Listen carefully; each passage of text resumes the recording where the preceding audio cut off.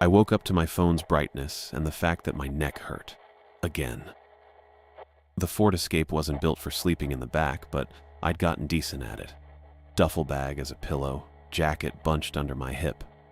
Windows cracked just enough that condensation didn't fog everything up by morning. Except it wasn't morning yet. 3:47. I'd opened my bank app without thinking about it. That was the new routine. Check the balance. Watch it not move. $2,118. Same as yesterday.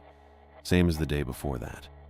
Micron had paid out my last check 3 weeks ago, and unemployment was still tangled up in some verification process I didn't fully understand. I'd called twice. Both times I got a recording that said to expect delays. The Costco parking lot was quiet. A couple of RVs at the far end, probably doing the same thing I was. Security drove through every few hours, but they didn't care as long as you were gone by opening. I'd learned that the first night. I closed the app and opened my messages. Ruby had sent something around midnight. "You still in Boise?" My sister. She lived in Atlanta, worked some tech support job that actually kept her employed. We didn't talk a ton, but she checked in, especially after I'd told her about the layoff. I typed back. "Yeah. Heading out soon, though. Taking a job in Montana." Didn't mention the part where I'd been sleeping in the car. Didn't mention that the job was temporary maintenance work and I had no idea what happened after it ended. Her reply came back faster than I expected. She was probably up late. "Montana? Like what kind of job maintenance thing?" "West Yellowstone. Starts in a few days." "Okay, sounds random. You good?" I stared at that for a second. "Yeah, road reset. Figure it out as I go." Road reset. I just made that up, but it sounded better than "I'm broke and running out of options." "LOL, okay. Let me know when you get there. Will do." I set the phone down and sat up. My back cracked in 2 places. The parking lot lights made everything look orange and flat. A truck rolled past on the main road, and I waited until the sound faded before I climbed into the front seat. I didn't want to be here when security came around again. They'd been fine so far, but I wasn't interested in pushing it. I started the engine and pulled out. The Indeed posting had come up 2 days ago while I was sitting in a Starbucks, stealing Wi-Fi and pretending to be someone who had a plan. Temporary maintenance worker. Xanterra, West Yellowstone, MT. Immediate start. Housing not provided. Must secure lodging within 1 week of hire. That last part was the kicker. A week to find a place. But it was work. It started fast. And it meant I might stop sleeping in the Costco parking lot. I'd applied right there, sitting next to the bathroom with a drip coffee I'd stretched out for 2 hours. The application was basic: name, experience, availability. I didn't have a lot of maintenance experience, but I'd worked enough grunt jobs to know how to bullshit my way through the questions. They'd emailed me back 6 hours later. "We'd like to offer you the position. Start date: Monday, March 6th. Please confirm receipt and your anticipated arrival date." I'd confirmed. Told them I'd be there by the 5th. That gave me 3 days to drive and find a place. Verbo wasn't great. Most of the listings in West Yellowstone were either booked solid or wanted something like $150 a night, which would burn through my cash in 2 weeks. I scrolled for a while, filtering by price, and finally found one that didn't make my stomach hurt. Cabin 3, Canyon Street, 49 night. Single room, basic amenities, private entry. The photos were bad. One shot of a narrow bed, one of a corner with a microwave and a hot plate. The cabin was behind a real estate office, which I guess explained why it was cheap. Probably some leftover property they weren't using. The host name was Sierra Powell. No reviews, no profile picture. Just a name and a listing. I didn't love it, but $49 a night was doable. I could make that work for a couple weeks, maybe a month if I was careful. I booked it, sent the payment, got an automated confirmation with an address, 32 Canyon Street, and a note that said check-in was after 3 p.m. That was it. I got back on I-84 just before 5 a.m. The sky was still dark, but there was a little bit of gray starting to creep in at the edges. The kind of light that meant sunrise wasn't far off but hadn't decided to commit yet. I had a half tank of gas, enough to get me a decent stretch before I needed to stop again. The road was empty, just me and a couple of semis hauling who knows what toward Twin Falls. I stayed in the right lane and kept it steady. No reason to rush. No reason to burn gas I didn't need to burn. I kept thinking about the cabin. $49 a night. One room. Basic amenities. I didn't know what that actually meant. Could be fine. Could be a dump. Probably a dump, but it was a roof. It was a bed that wasn't the back of my car. And it was cheap enough that I could stretch my cash until the first paycheck hit. I told myself it was going to be clean and simple. Get to West Yellowstone, check in, start the job, work, get paid, figure out the next step. Except the timeline felt tight. A week to secure housing, and I'd just barely scraped something together. The job was temporary, which meant it ended. I didn't know when. Could be a month, could be 3. And after that, I didn't have an answer for that part. The road stretched out ahead, flat and gray in the early light. I kept my hands on the wheel and my eyes on the center line. This was going to work. It had to. I pulled off I-84 around 10:30 for gas and coffee. The Chevron sat near Mountain Home, one of those stations that looked the same as every other station between here and anywhere. Pumps out front. Convenience store attached. Prices posted on a sign tall enough to see from the highway. The pump ran slow. I watched the numbers climb and tried not to think about how much of my balance was draining into the tank. $18. $22. I stopped it at 30, even though the tank wasn't full. That'd get me most of the way there. I could fill up again in West Yellowstone if I needed to. Inside, the place smelled like cleaning solution and old hot dogs. The kind of smell that sticks in gas stations no matter what time of day. I grabbed a large coffee from the self-serve counter near the back. Black. Added 1 cream because the coffee looked darker than usual and I didn't want to deal with something that bitter on an empty stomach. The clerk stood behind the counter scanning lottery tickets for an older guy in a Carhartt jacket. The clerk's name tag said Roman. Short black hair, polo shirt with the Chevron logo. He looked maybe mid-20s. Friendly enough face, the kind of person who probably said, "Have a good one," to every customer without thinking about it. The lottery guy finished up and left. I set the coffee on the counter. "Just this?" Roman asked. "Yeah." He rang it up. $2.49. I handed him 3 singles. He gave me the change and dropped the receipt in my palm without asking if I wanted it. "Thanks," I said. "You got it." I took the coffee back to the car and sat in the driver's seat with the door open, feet on the pavement. The coffee was too hot to drink right away. I held the cup and felt the heat through the paper, watched a semi pull in on the other side of the pumps. My head hurt a little. Not a full headache, just that dull pressure behind my eyes that comes from not sleeping great and driving too long without a real break. I pressed my thumb against my temple and waited for the coffee to cool. I checked my phone while I waited. Signal sat at 2 bars, which was fine. Better than nothing. No new messages. I opened the email from Xanterra again, even though I'd already read it twice. Start date Monday, March 6th. Report to the main office at 8 a.m. Bring ID and direct deposit information. I had the ID. Direct deposit was easy enough. The hard part was going to be showing up and pretending I had my life together enough to hold down a job. The coffee cooled enough to drink. I took a sip, then another. It wasn't good, but it was hot and it had caffeine. That was enough. I set the cup in the holder, closed the door, and pulled back onto the highway. The signal dropped to 1 bar about 20 minutes later. Then it came back. Then it dropped again. That kept happening for the next couple hours. I figured it was just the area, mountains or towers or whatever made signals cut in and out. By late afternoon, I hit West Yellowstone. The town looked small, real small. A main drag with shops and motels, side streets branching off into residential areas that didn't go far before they hit trees. Everything had that ski town feel. Wood siding, big windows, signs advertising rentals and tours. It was only 4 in the afternoon, but the light already looked tired. That flat gray kind of daylight that happens before the sun actually sets, but after it stops feeling like midday. I followed the directions from the Verbo confirmation.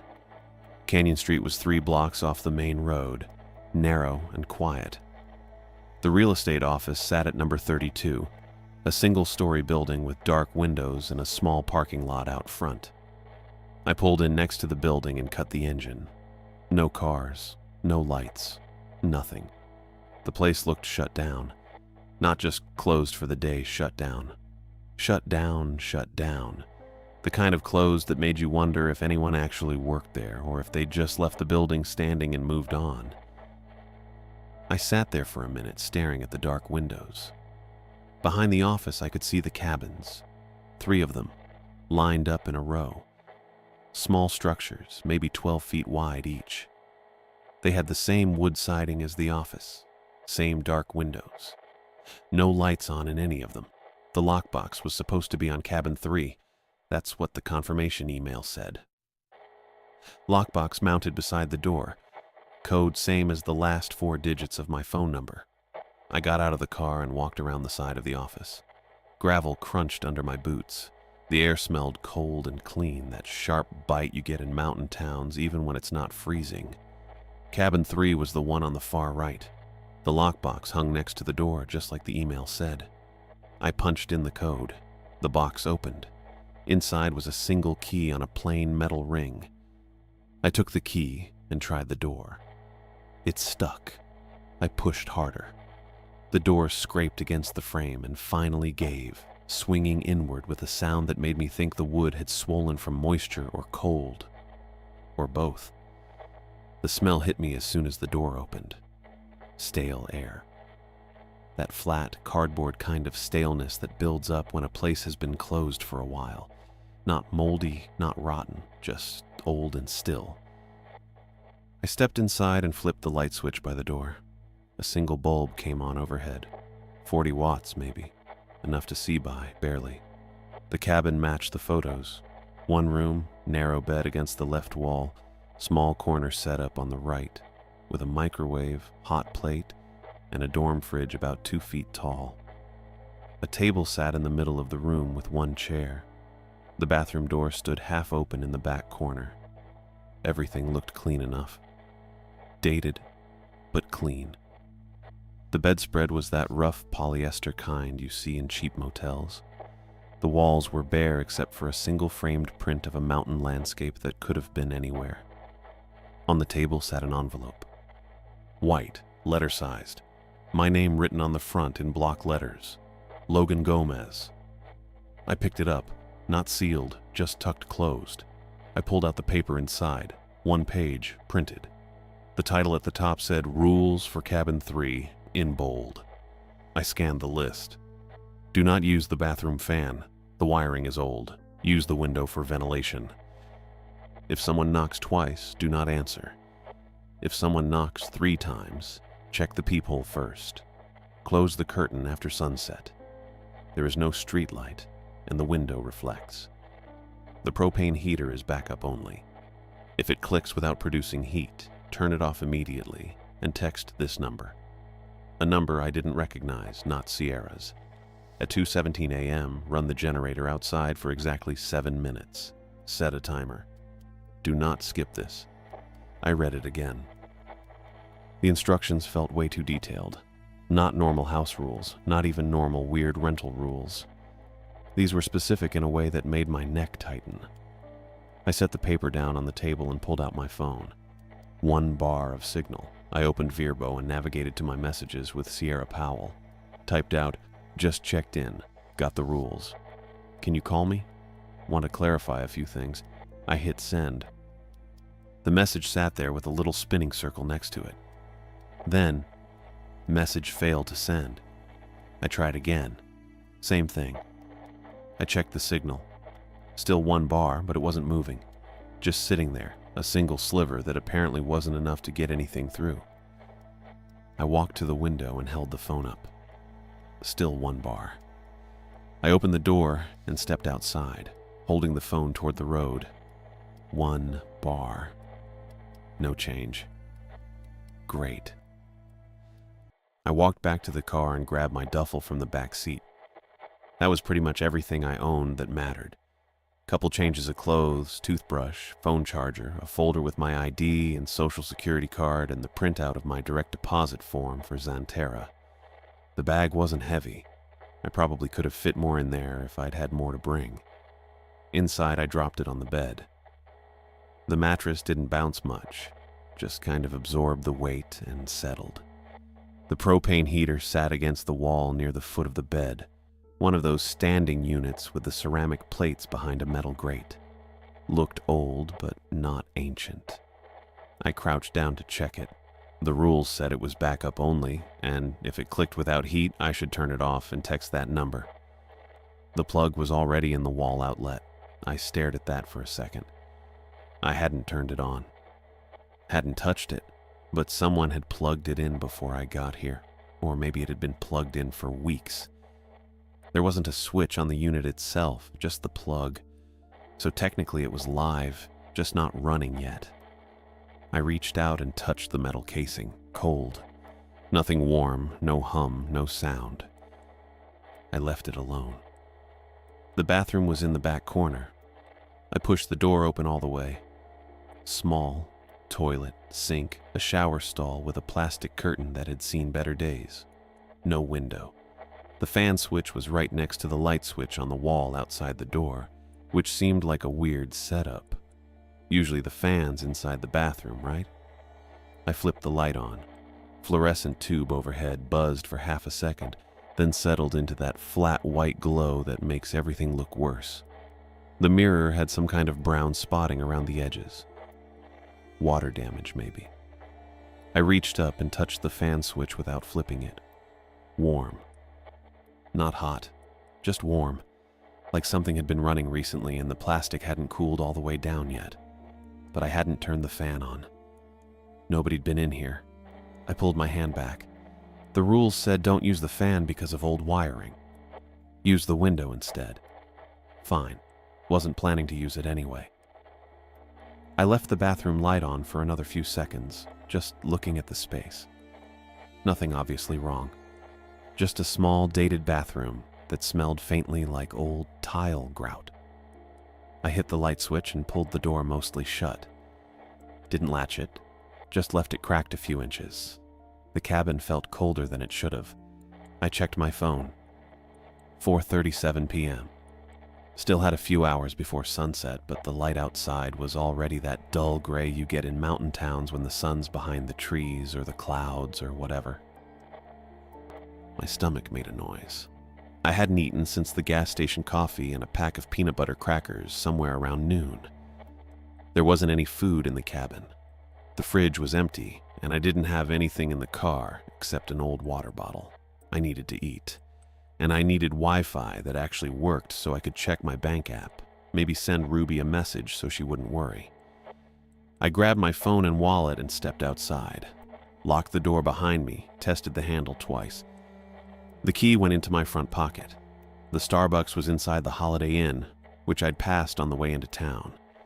About a 10-minute walk, maybe less. The main drag wasn't busy. A couple of cars parked outside a pizza place, one SUV idling in front of a souvenir shop. Most of the businesses looked like they were either closed for the season or just waiting for tourists to show up. The Holiday Inn lobby smelled like coffee and cleaning spray. The Starbucks counter was off to the left, tucked into a corner near some armchairs and a fake fireplace. Not a real Starbucks, I figured. One of those license things hotels do. A woman stood behind the counter wiping down the espresso machine. Mid-20s, dark hair pulled into a messy bun, wearing the green apron. She glanced up when I walked over. "Hey," she said, "what can I get you?" "Just a tall coffee. Dark roast if you've got it." "Pike Place okay?" Yeah. She grabbed a cup and filled it from the air pot behind her. Moved fast, efficient, probably done this 1,000 times. Anything else? That's it. $3.25. I handed her a 5. She gave me change, dropped the coins into my palm without counting them out loud. I appreciated that. Thanks, I said. She nodded, already turning back to the espresso machine. I took the coffee to one of the armchairs near the fake fireplace and pulled out my phone. The Wi-Fi network popped up right away. Holiday Inn guest. No password. I connected and waited for it to load. Took about 10 seconds, then everything came through. 2 messages from Ruby, both sent earlier today. First one, LMK when you get there. Second one sent an hour later. You good? I typed back, here, got a place. Starting work Monday. Sent fine, no delay. I opened my banking app. It loaded slower than the messages, but it loaded. Balance, $2,068. I did the math in my head. I'd paid $30 for gas this morning, $3.25 just now for coffee, $49 last night for the cabin through Verbo. That was $82.25 total. Started with $2,118. Should have been $235 and change, except I'd also bought those crackers. And there was probably some pending charge I forgot about. Maybe the Verbo payment hadn't fully cleared yet. Sometimes it took a day. I stared at the number, $2,068. Close enough. I closed the app and drank the coffee. It was fine. Not great, but fine. Hot, at least. Ruby hadn't replied yet. I figured she was either at work or busy. She'd see it eventually. I stayed in the chair for another 20 minutes, just sitting there with my phone and the coffee. Nobody bothered me. A couple walked through the lobby, pulling suitcases, and an older guy in a puffer jacket asked the front desk something about checkout times. The barista, her name tag said Shelby, cleaned the counter and restocked the cup lids. When the coffee was gone, I stood up and tossed the cup in the trash near the door. Outside, the light was starting to fade. Not sunset yet, but close. The sky had that look where you couldn't tell if it was clouds or just the way dusk worked up here. I started walking back toward Canyon Street. I made it about 2 blocks before I noticed the truck. White pickup. Older model, maybe a Ford or a Chevy. Hard to tell from the front. It was crawling along behind me, maybe 20 feet back, going the same speed I was walking. At first I figured the driver was just looking for an address or trying to read the street signs. But I crossed to the other side of the road, and the truck stayed behind me. Didn't speed up, didn't pass, just kept pace. I slowed down a little. The truck slowed down too. I stopped in front of a closed gift shop and pulled out my phone, pretending to check something. The truck rolled to a stop about 15 feet behind me. Engine idling. I couldn't see the driver through the windshield. Too much glare from the sky. I waited 10 seconds. The truck didn't move. I put my phone away and started walking again. So did the truck. My heart kicked up a little, that tight feeling you get when you're not sure if something's wrong or if you're just being paranoid. I kept my pace steady, didn't look back. Canyon Street was only a few more blocks. The truck followed the whole way. When I turned onto Canyon, it slowed at the corner, then kept going straight down the main road. Didn't turn. Just rolled past like nothing happened. I stood there for a second, watching the tail lights disappear. Probably nothing. Probably just someone driving slow because they were lost or tired or whatever. But it bugged me a little. Back at cabin 3, I unlocked the door and stepped inside. The air was still stale. I should have cracked the window before I left.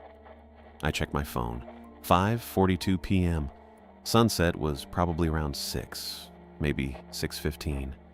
The rules said close the curtain after sunset. No streetlight, window reflects. I walked over to the window and looked out. The real estate office was dark. The other 2 cabins were dark. No cars in the lot except mine. No movement anywhere. I pulled the curtain shut. Thin fabric, kind of rough. It didn't block the light completely, but it covered the glass. I turned on the overhead light and left it on.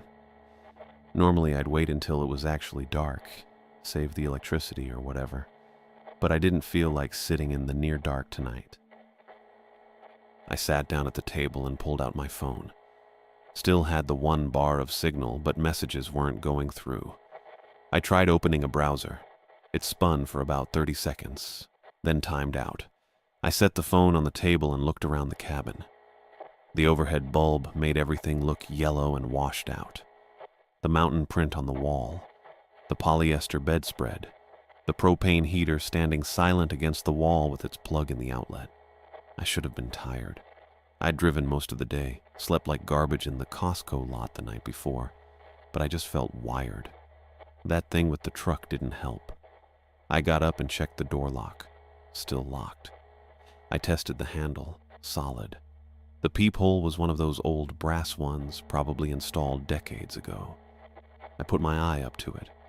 Fisheye view of the gravel path outside, the corner of the real estate office, part of cabin 2. No movement, no people, no white pickup. I stepped back and sat on the bed. The mattress was firmer than I expected. Not comfortable, just firm. The cabin was quiet, no hum from the fridge, no traffic noise from the road, nothing. Just that dead kind of silence you get in places that don't have enough people. I stayed on the bed for a while, checked my phone a couple more times. No new messages. Still 1 bar. Around 7, I ate the other pack of crackers I'd left in my jacket pocket. 6 crackers. Peanut butter between them. That was dinner. By 8, the light outside was completely gone. I stood at the window and pulled the curtain back just enough to look out. The glass reflected the overhead bulb and my own face, pale and tired looking. Past that, nothing but black. No street lights. No porch lights on the other cabins. Just dark. I let the curtain fall back into place. 9 p.m. came slow. I was sitting on the bed, scrolling through old emails on my phone. Anything to pass the time. When the heater clicked. Sharp, metallic sound like a relay switching on. I looked up. The heater was still just sitting there against the wall, plug in the outlet. But now I could hear a faint hum. Then a low whir, like a fan starting up. Warm air blew out through the grate. Not hot, lukewarm, like someone breathing on you from a foot away. It lasted maybe 3 seconds, then another click, louder this time, and the air stopped. The hum died. I stood up and walked over to it, crouched down in front of the grate. No heat coming out now. I put my hand near the ceramic plates. Barely warm. The metal casing was still cool. Another click. I flinched. Same sound, same spot. But no air this time. No hum. Just the click, like something trying to turn on and failing. The rules said if it clicks without heat, unplug it and text the number. I reached down and pulled the plug from the wall. The click stopped. I stayed there for a second, holding the plug in my hand. Waited to see if it would make the sound again. Nothing. I set the plug on the floor next to the outlet and stood up. My phone was on the bed. I picked it up and opened my messages. Found the rules document I'd photographed earlier. Zoomed in on the phone number at the bottom. 1 bar of signal. I typed, heater clicked with no heat, unplugged it. Hit send. Message failed. I tried again, same result. I walked to the window with the phone, pulled the curtain back a few inches. Still 1 bar. Tried sending again, failed. I let the curtain drop and turned back toward the bed. That's when I heard it. Click, faint. Same metallic sound, but not from the heater. I looked at the wall outlet where the heater had been plugged in. The plug was still on the floor next to it, not connected to anything. Click. Definitely coming from the outlet, or inside the wall, hard to tell. I walked over and crouched down again, putting my ear close to the outlet cover. Click. Quiet, almost like it was farther back now, deeper in the wall. Then nothing. I stayed there, listening. Counted to 30 in my head. Silence. I stood up slow. My neck felt tight, that same tension from earlier when I'd read the rules the first time. The cabin was too quiet. I could hear my own breathing, the faint creak of the floorboards when I shifted my weight. I sat back down on the bed and kept my eyes on the outlet. The plug was still on the floor. The heater was off. Nothing was connected. But I kept waiting for the sound to come back. It didn't. I checked my phone. 9:14 p.m. The rules said run the generator at 2:17 a.m. Exactly 7 minutes. Don't skip it. That was 5 hours away. I lay back on the bed, still dressed, shoes still on. Kept my phone in my hand. The overhead light stayed on. I wasn't turning it off. I watched the door, watched the outlet, watched the window with the curtain pulled shut. The rules had seemed weird when I first read them, specific and strange, the kind of thing you laugh about later when you're somewhere else. But sitting there in the cabin with the heater unplugged and the clicking moved into the wall and the 5 hours stretching ahead of me, they didn't seem weird anymore. They seemed like the kind of thing you follow exactly. I was sitting on the bed, scrolling through nothing when the first knock came. 2 hits. Clean. Deliberate. I froze with my thumb still on the screen.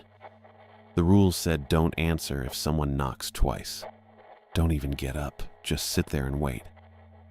I set the phone down slow and listened. Nothing. My breath felt too loud in my chest.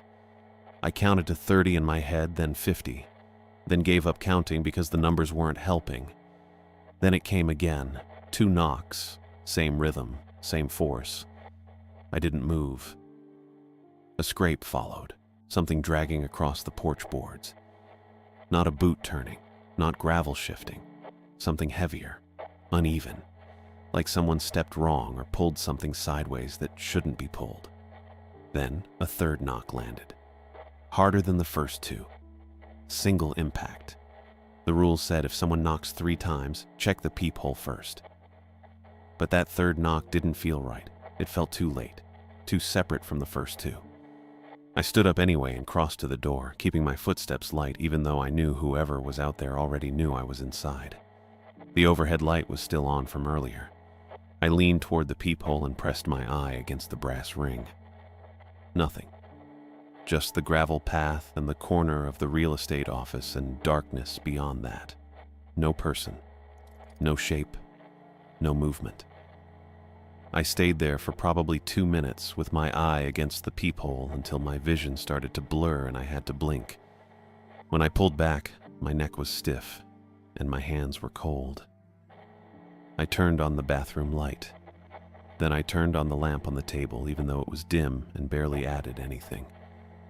I wanted every bulb in the cabin burning. I dragged the chair from the table and positioned it facing the door, then sat down hard enough that the legs scraped against the floor. My phone was still on the bed. I didn't get it. I just sat there watching the door. The doorknob twitched. Not a full turn. Just a small rotation, maybe a 1/4 inch, like someone testing whether it was locked. The brass caught the light and shifted, then went still. I didn't breathe. The knob didn't move again. I kept my eyes on it anyway, watching for the smallest shift, the tiniest rotation that would mean someone was still trying. But it stayed motionless. The quiet stretched out. My legs started to ache first. I was sitting too rigid, knees locked, feet flat on the floor like I was bracing for something. I shifted my weight and felt the tension release in my calves, then tighten again when I settled back into position. I checked my phone once without getting up. 11:43. No messages, still 1 bar. I set it face down on my thigh and kept watching the door. The minutes felt wrong, too slow. I'd glance at the phone and see 11:51 and feel like 20 minutes should have passed, but it had only been 8. At some point I realized I was thirsty. My mouth was dry and my throat felt tight. But I didn't have any water in the cabin and I wasn't about to go outside to my car. I stayed in the chair. By midnight, my lower back was cramping and I had to stand up and stretch. I kept my eyes on the door the whole time. rolling my shoulders and bending forward until my spine cracked twice. Then I sat back down. Nothing happened.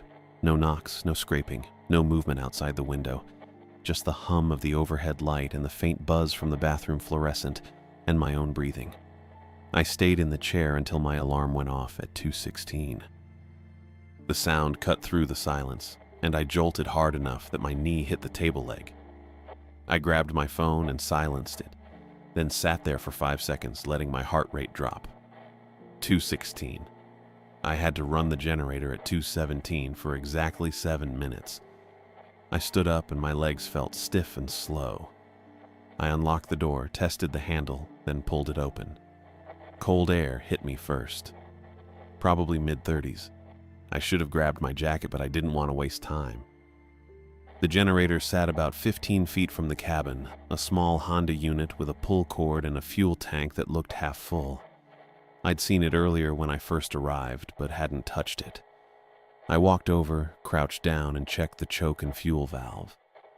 Both looked fine. I set my phone on the ground with the timer app open, then gripped the pull cord and yanked. It caught on the first pull. The engine turned over clean and settled into a steady rattling hum. Not loud, just persistent. I hit start on the timer, 2:17 exactly. I stood up and looked around. The real estate office was maybe 40 feet behind me, past a few trees and a stretch of gravel. The windows had been dark since I'd arrived. Then at 2:17 sharp, a light came on inside. Just one. A fluorescent strip, pale and greenish, visible through the front window on the left side of the building. I stared at it. No movement inside. No shadow crossing the glass. Just the light, steady and cold. I walked a few steps closer, keeping the generator in my peripheral vision. The office had 2 front windows, both with blinds half drawn. The light was coming from somewhere in the back, spilling forward into the front room. I stopped at the edge of the gravel and watched. Nothing moved. No one walked past the window. No shape shifted in the back. The light just stayed on, fluorescent and flat, like the kind you see in a break room or storage closet. I checked my phone, 4 minutes left. I kept watching. The building looked the same as it had earlier. Dark wood siding, small parking lot, no cars, no sign that anyone worked there or had worked there in weeks. But the light was on. I glanced back at the generator, still running smooth. Timer showed 2 minutes. When I looked back at the office, the light was still there. Same intensity, same position. I thought about walking up to the window and looking inside, but that felt wrong. Not dangerous exactly, just wrong. So I stayed where I was. At 7 minutes exactly, I walked back to the generator and hit the kill switch. The engine cut out and the silence dropped back in. The office light clicked off the same second. Not a fade, not a flicker. Just off, like someone hit a switch the moment the generator died. I stood there holding my phone, staring at the dark building. The two were linked. Had to be. I didn't know how, didn't know why. But the timing was too precise to be coincidence. I picked up my phone and walked back toward the cabin, keeping my eyes on the office until I reached the porch. That's when I heard it. The bathroom fan. I stopped on the porch and turned toward the door. The fan was running inside. I could hear the hum through the wall, faint but unmistakable. I hadn't turned it on. The rules said not to use it. Old wiring. Use the window instead. I stepped inside and the sound got louder. Not just a hum anymore. It was irregular, wet, wrong, like something caught in the blades, or something dripping into the motor. I stood in the doorway and stared at the bathroom in the back corner. The door was still cracked open a few inches, same as I'd left it. The sound kept going, wet, rhythmic, off. I didn't cross the threshold. The fan kept running in the bathroom with that wet, wrong sound, irregular, like something caught in the blades or dripping into the motor. I stood in the doorway with the cold air on my back and my phone in my hand, and I didn't move forward. Probably should have. Probably should have walked in and flipped the switch and turned the thing off. But I didn't. The door was still cracked open a few inches like I'd left it. The fluorescent light was on inside. I could see the edge of the sink, part of the mirror, nothing else. The sound kept going. Wet, rhythmic, off. I stayed on the porch. Then a slap hit the bathroom window from inside. Not a knock. A slap. Wet and flat and heavy like a palm pressing against glass. I heard it clearly over the fan noise, distinct, deliberate. My chest went tight and I took one step back without meaning to. The bathroom didn't have a window. I'd been in there earlier. Toilet, sink, shower stall. No window. Just the fan vent in the ceiling and the mirror on the wall. Another slap. Same sound. Same force. I stood there with my breath going shallow and my phone screen lighting up my hand. The bathroom door stayed cracked. The light stayed on. I couldn't see the window because there wasn't one, but I heard the slaps clearly. 2 of them. Wet. Heavy. Precise. Then I saw the handprint. It appeared on the bathroom mirror, not the window, the mirror, visible through the cracked door. A print in condensation or moisture, fingers spread wide, pressed against the glass from the inside. The fingers stretched too long. Not by much, just enough that it looked wrong. Like someone had drawn a hand from memory and gotten the proportions off. A second print appeared beside it. I didn't see it form. I blinked and it was there. Same size, same wrong proportions. Fingers too long, palm too narrow. The 2 prints sat side by side on the mirror, perfectly aligned, like something was standing in the bathroom holding its hands up to the glass, mimicking what hands should look like. I backed up another step. My heel hit the edge of the porch and I stopped. The fan kept running. The prints stayed on the mirror. I could see them clearly through the cracked door, lit by the fluorescent bulb, condensation already starting to drip down the glass in slow lines. I didn't go inside. I pulled the door shut, locked it, tested the handle twice. Then I walked to my car, got in the back seat, pulled my jacket over my shoulders, and closed my eyes. Didn't sleep.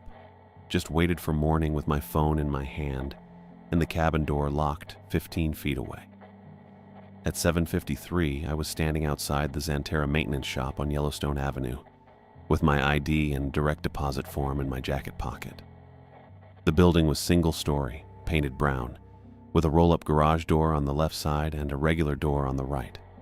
2 work trucks were parked out front. I'd brushed my teeth in the cabin 3 bathroom that morning without looking at the mirror and left before 8. The regular door opened and a guy in cargo pants and a utility jacket stepped out. Solid build, salt and pepper hair, maybe mid-40s. He looked at me. "Logan?" "Yeah." "Blake Perry. Come on in." I followed him inside. The shop smelled like oil and sawdust and something chemical I didn't recognize. Workbenches lined the left wall with tools hung on pegboards above them. Shelves on the right held paint cans, tarps, boxes of screws and bolts. 2 storage cages stood in the back corner with padlocks on the doors. Blake walked to the first workbench and picked up a clipboard. "You done maintenance before?" he asked. "Some. Basic stuff." "Good enough." He flipped a page on the clipboard. "Monday through Friday, 8 to 4. Lunch is 30 minutes. You check in here every morning, get your assignments, return tools before you leave. Don't lose tools. Don't leave a job half done without telling me. You got questions, you ask. Clear?" "Clear." He handed me a key ring with 3 keys. Storage room, supply closet, staff bathroom. Don't go in the cages without me. I track what comes out of there. I took the keys. "Got it." Blake walked to the pegboard and pulled down a hammer, a screwdriver set, and a tape measure. He set them on the bench. "First job's easy. There's a busted shelf in the break room at the main lodge. You're going to reattach the brackets and make sure it's level. Take these, go to the lodge front desk, ask for Marissa. She'll show you where. I picked up the tools. Okay. When you're done, come back here. I'll have something else. I nodded and turned toward the door. Logan. I stopped. Blake was watching me with his arms crossed. You good? You look tired. I'm fine, I said. Just got in yesterday, still adjusting. He nodded once. All right, get moving. I left. The break room shelf took 40 minutes. The brackets were stripped and I had to drill new holes. Marissa, a woman in her 50s with a lodge polo and a name tag, stood in the doorway the whole time asking if I needed anything. I said no 3 times before she left. When I got back to the shop, Blake had another job ready. Tighten loose railing on the back deck of the snow lodge. After that, replace a cracked window pane in one of the employee cabins on Firehole. After that, fix a door that wouldn't latch in the laundry building. I kept my head down. Did the work. Didn't talk unless someone asked me something. By noon, my hands were sore, and I'd stopped thinking about the handprints on the mirror. At 12:30, I was back at the shop returning tools. Blake was at the workbench writing something on the clipboard. I set the screwdriver set on the bench, and he looked up. You eat yet? Not yet. Take your 30. There's a deli 2 blocks down if you didn't bring anything. I hesitated. Can I ask you something? Blake set the clipboard down. Go ahead. You know the real estate office on Canyon Street? The one with the cabins behind it? His expression didn't change. Yeah, what about it? I'm staying in one of the cabins, renting it short term. The office looked shut down when I got there yesterday. Is it still operating or? It's not, Blake said. Company that owned it went bankrupt last year. Building's supposed to be locked. Locked, I repeated. Yeah, why? I shrugged. Just weird.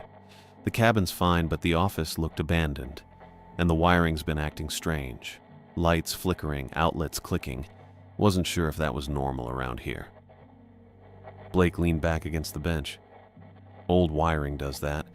Half the buildings in this town are older than me. Flickering's common. Clicks usually mean a loose connection or a breaker trying to trip. You lose power? No. Then it's probably fine. You want, I can swing by after work and take a look. No, I said quickly. It's not that bad. Just wanted to know if it was a town thing. It is. Blake picked up the clipboard again. Electrical issues just happen here. Don't worry about it unless something stops working. I nodded. Thanks. He waved me off. Go eat. At 4:11, I was back at Canyon Street. My car was still parked in the real estate office lot where I'd left it that morning. The office windows were dark. The 3 cabins behind it sat in a row with no lights, no movement. I walked past cabin 3 and kept going to the back corner of the lot where the gravel ended and dirt began. The generator was still there. Small Honda unit, pull cord, fuel tank. I crouched down beside it and looked at the base. A black conduit ran from the generator casing into the ground about 6 inches from the frame. I traced it with my eyes. It didn't run toward cabin 3. It angled left toward the real estate office. I got on my hands and knees and crawled underneath cabin 3. The ground was cold and damp. The underside of the cabin showed exposed floor joists, old insulation, a few pipes. I looked for the breaker box. Found it mounted on the left side near the front corner. I traced the electrical line from the box back toward the generator. It didn't connect. The line from the breaker box ran to a different conduit buried in the dirt, heading toward the street. The generator line ran separately, parallel to the cabin foundation, angling past it toward the office. I followed it with my eyes as far as I could see. It went into the ground about 10 feet out and kept going in a straight line, toward the dark office. I backed up and looked at the conduit more carefully. The plastic casing looked new, not weathered or cracked. The dirt around it was loose, piled unevenly along the trench line, like someone had dug it recently and filled it back in without packing it down. I crawled backward fast, scraping my shoulder on a floor joist, and got out from under the cabin. My hands were covered in dirt. I wiped them on my jeans and stood up, looking at the office. Dark windows, half-drawn blinds. No movement. I walked back to cabin 3, unlocked the door, and went inside. The overhead light was still on from this morning. The bathroom door was closed. I'd shut it before I left. The table sat in the middle of the room with the chair pushed in. I walked to the table and looked down at it. The rules paper was still there, same as before. But now there was something else. I walked to the table and looked down at the rules paper sitting there where I'd left it that morning. But there was something else now too. An envelope. White. Letter-sized. Taped under the table edge. I crouched down and ran my hand along the underside of the table. The tape was thick, like packing tape, and it held the envelope flat against the wood. I peeled it off slowly. The adhesive made a long, ripping sound that filled the whole cabin. The envelope wasn't sealed, just tucked closed, same as the first one. I pulled out a single sheet of paper. Photocopy, not an original.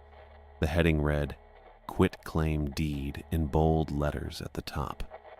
Below that, a bunch of legal text I didn't fully understand. Property description, parcel number, some coordinates. Then my name, Logan Gomez, typed under grantee. The date was 2 days ago, March 4th, the day before I arrived. There was a signature line under grantor, but it was blank. No name typed, no signature, just an empty line. My signature line was also blank, nothing showing I'd ever signed it. But my name was there, typed clean and official under the grantee section. I read it twice, then a third time. I didn't sign this. I'd never seen it before right now. And the date was wrong anyway. 2 days ago, I was still driving, hadn't even arrived yet. My hands felt cold holding the paper. I pulled out my phone and opened the banking app. It took a few seconds to load with the one bar of signal barely holding. The screen refreshed. Balance, $2,019. Pending transactions, 1. I tapped it. 3 Knox Holdings LLC. Pending withdrawal. 49 Poirot, not VRBO, not Sierra Powell. 3 Knox Holdings. I stared at the screen. My chest felt tight. 2 knocks hit the wall. Sharp. Deliberate. Not the door. The wall. Right above the table where I was standing. Right where the envelope had been taped underneath. I stepped back fast. My hip hit the chair. The knocks didn't come again. I looked at my phone. The signal bar flickered. 1 bar, then none. The screen still showed the bank app, but the loading circle spun in the center and wouldn't stop. Outside, the porch light buzzed. A low electrical hum that got louder for 2 seconds. Then it popped and died. I walked to the window and pulled back the curtain. The porch was dark, no light at all. The bulb was out or the fixture was dead. My phone screen went black. Not from the battery, it just cut out. I pressed the power button twice. Nothing. Held it down for 10 seconds. Still nothing. I set the phone on the table next to the deed and stood there breathing. It was 9:47 p.m. according to the microwave clock. At 10 p.m. exactly, the cabin went quiet. Not normal quiet. The kind of quiet where you notice the absence of sound more than you notice the sound itself. The hum from the fridge stopped. The faint buzz from the overhead bulb disappeared. Even the small creaks from the wood settling, gone. I stood in the middle of the cabin and heard nothing. Not the wind. Not a car passing. Not my own breathing. It lasted maybe 15 seconds. Then a low hum started again from the fridge, and the overhead light flickered once before going steady. That was it for me. I grabbed my duffel from the bed and started shoving things inside. Toiletries from the bathroom counter, charger from the outlet, the Xanterra paperwork. I zipped it halfway, slung it over my shoulder, and grabbed my keys from the table. The quitclaim deed was still sitting there. I folded it once and shoved it in my jacket pocket. I walked to the door, unlocked it, turned the handle, and pulled it open. The white pickup sat in the driveway, headlights off, engine off. It was parked maybe 20 feet from my car, blocking the path to the road. Same truck that had followed me 2 nights ago, older Ford or Chevy. Couldn't tell the exact model in the dark. Someone sat in the driver's seat. Just a shape. No details. No face. The figure raised one hand and tapped the windshield with a knuckle. 3 times. Slow.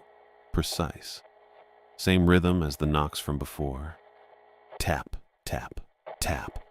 I stood in the doorway holding my duffel. My car was 15 feet to my left. The truck was between me and the road. The figure didn't move again, just sat there. I stepped back inside, shut the door, locked it, tested the handle twice. My hands were shaking a little. I set the duffel on the floor. I walked around the cabin and turned on every light. Overhead bulb, table lamp, bathroom light. I left the bathroom door open all the way this time. Then I dragged the chair back to face the door and sat down. It was the only instruction that matched what was happening. When things go wrong, sit still. Don't open the door. Don't leave. I sat. The bathroom fan kicked on. Same wet, irregular sound from before, like something caught in the blades or dripping into the motor. I didn't get up. I stayed in the chair. The heater clicked. Once, twice, 3 times in a row. The plug was still on the floor where I'd left it yesterday, unplugged, lying next to the outlet. Another click, this one from inside the wall.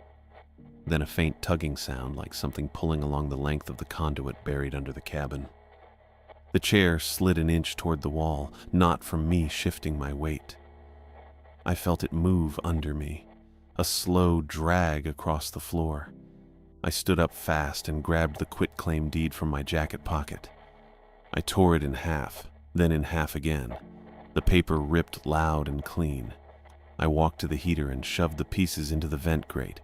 They disappeared into the dark gap behind the metal slats. The heater flared. A bright orange glow lit up the grate for maybe 2 seconds. Heat blasted out, hotter than any space heater should go. Then it died completely. No hum, no click, just cold metal again. Outside, the pickup engine coughed. Once, twice, then it stalled out. A car horn honked somewhere down the street. Faint, normal. A dog barked 3 blocks away. Town noise came back in fragments. Slow, but real. I sat back down in the chair and didn't move until the sky started turning gray. At sunrise, I went outside and crawled under the cabin again. The ground was cold and damp. Dirt clung to my jacket and jeans.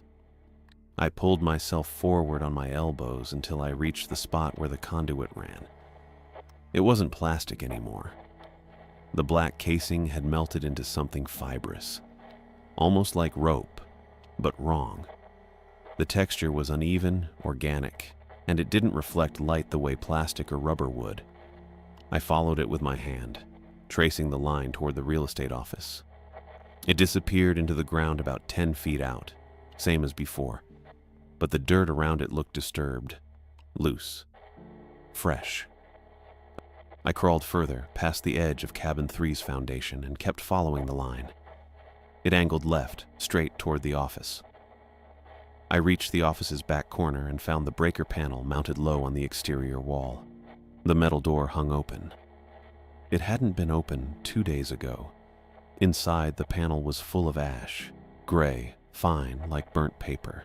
The breaker switches were intact but covered in residue.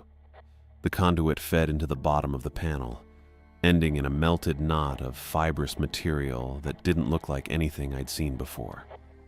I backed out fast, scraping my shoulder on a support beam again. Same spot as last time. I didn't care. I stood up, brushed the dirt off my hands and jeans, and walked straight to my car. I drove to the Zentera shop and parked in the small lot out front. It was 7:30 a.m. Blake was already inside, standing near the tool rack with a clipboard. He looked up when I walked in. "You're early." "I'm leaving," I said. "Leaving town, today." Blake set the clipboard down. "What happened?" "Nothing I can explain." I pulled the cabin key from my pocket and set it on the workbench. "I'm returning this. I'm not staying there anymore." Blake looked at the key. That's the Canyon Street place? Yeah. You have another place lined up? No, I said. I'm leaving. Driving out. I can't stay here. Blake didn't argue. He just nodded once and picked up the key. You want your last check mailed or direct deposit? Direct deposit. Same info I gave you. All right. He wrote something on the clipboard. You sure you're okay? I'm fine, I said. I just need to go. Blake looked at me for a few seconds, then nodded again. Safe drive. I left the shop, got in my car, and started driving west. By noon, I checked my bank app at a gas station in Idaho Falls. The 3 Knox Holdings charge had reversed. No explanation. No note. Just gone. I opened the VRBO app and searched for the Canyon Street listing. It wasn't there. The whole listing was gone. No Cabin 3, no Sierra Powell, nothing. I kept driving. That night in a Motel 6 outside Pocatello, I put the torn pieces of the quitclaim deed in a Ziploc bag and sealed it. I shoved the bag in my glove compartment. The pieces stayed warm for 3 days. Not hot, just warm. Like they'd been sitting in sunlight, except they hadn't. I checked them every few hours. Opened the glove compartment, touched the bag, still warm. On the 4th day, they went cold. Normal temperature. I haven't opened the bag since. I kept driving west without stopping except for gas and bathroom breaks. I didn't sleep in the car again. I paid for motels. Cheap ones, but real rooms with locks and lights and other people in the building. I watched my phone the whole way. 1 bar. No signal. 2 bars. No signal again. Somewhere past Boise, around 10 p.m. on the 2nd night, my signal jumped to 3 bars and stayed there. I pulled over at a rest stop and sat in the parking lot with the engine running. 3 bars. Solid. No flickering. I opened my messages. Ruby had texted me 6 hours earlier. You still in Montana? I typed back, no, left, heading your direction, tell you later. She replied in 30 seconds. You okay? Yeah, I wrote. Just didn't work out. I sat there for another 10 minutes watching the signal bars. They didn't move. 3 bars. Stable. I put the car in drive and got back on the highway. The Ziploc bag is still in my glove compartment. I don't know what to do with it. I don't know if I should throw it away or keep it or burn it. So it's just there. Sealed. Cold now. And I keep driving.